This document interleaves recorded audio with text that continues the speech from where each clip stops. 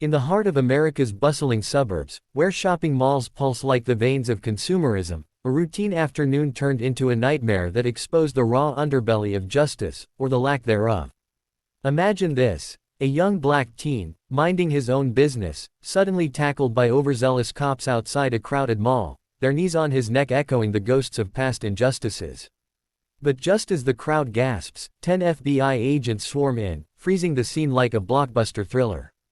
If this hooks you, and it should, because it's the kind of story that rips open the divides in our society, hit that subscribe button now for more edge-of-your-seat narratives that challenge the status quo in the USA and UK.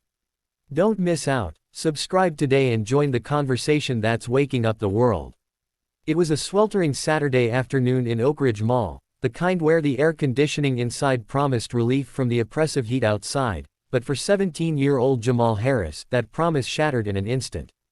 Jamal had just finished browsing the latest sneakers at Foot Locker, his backpack slung over one shoulder containing nothing more sinister than a new pair of Jordans and a receipt to prove it.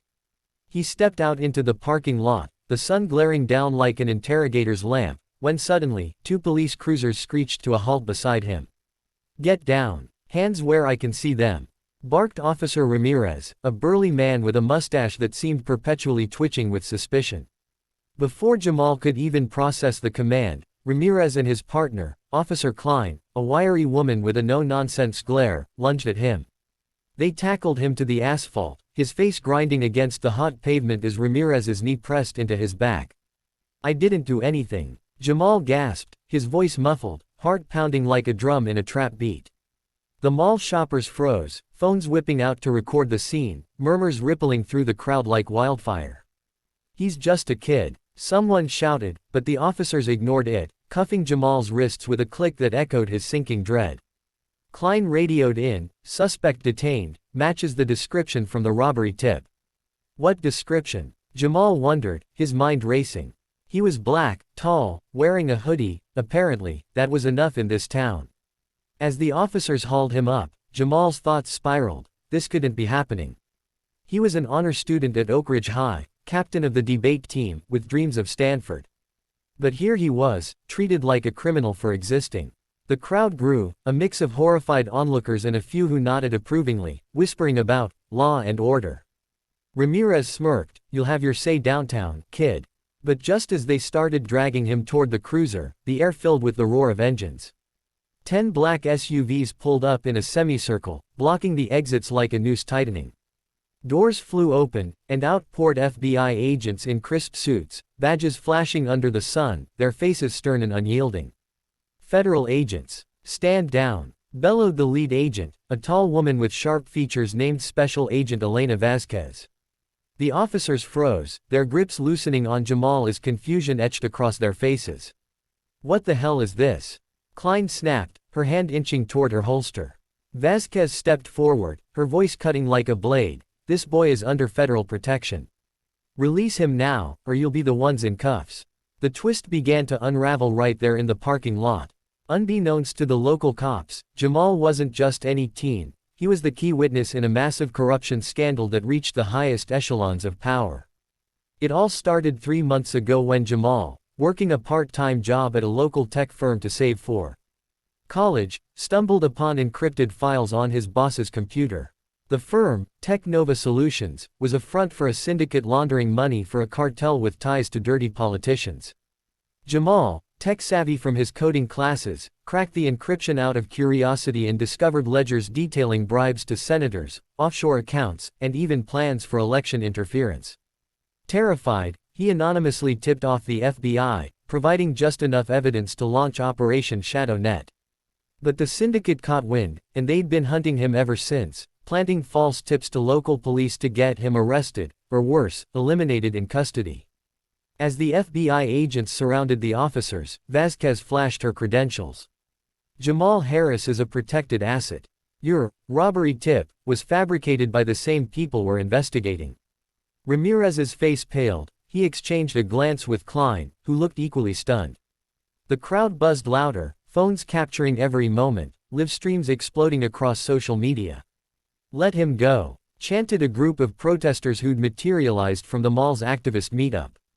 But the real shock came when one of the agents, a burly man named Agent Thorpe, pulled out a tablet and showed the officers footage from mall security cams.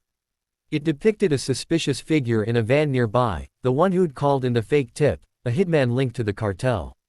"You almost handed him over to assassins," Thorpe growled. Jamal, now freed from the cuffs, rubbed his wrists, his eyes wide with a mix of relief and rage.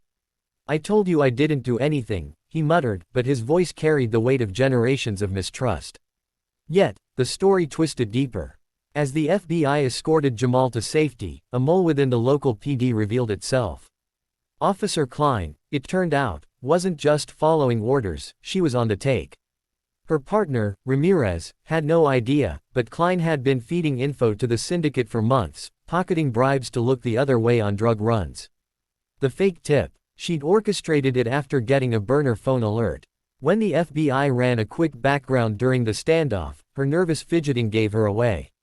"Cuff her," Vasquez ordered, and in a blur, agents swarmed Klein.